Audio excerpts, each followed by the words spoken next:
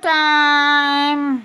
Meron kami imported na cup noodles. Si Ate Annie naglalagay ng monay tsaka curry cream. Tapos yan. Toast namin. Toaster bread. Yan. Toast namin. Kayo, ilan ba makakain nyo? Ako lalagyan ko asukal. Sakto na siguro yun. Ikaw, gawang kita may asukal, dalawa. Tignan-dalawa tayo. Si nanay. Hindi, dalawa nga lalagyan ko asukal eh.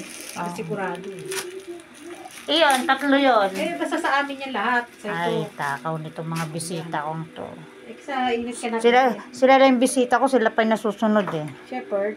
Sige. Yan. Tapos toast Tingnan, ito nga lang namin. nire-request namin sa merienda eh. Ako gusto ko lagyan ng 40 pesos.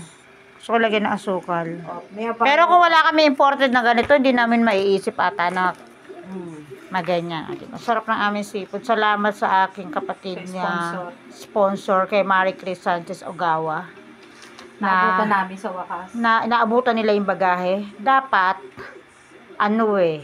Dati kasi iba yung... Tama no, sakto, the 2 days nasa Kalibo na kami. At saka dati, hindi ganito yung dinadala niya. Yung isa, hindi masarap yun. Namili talaga kami. Hindi masarap yung pinapadala mong noodles sa amin.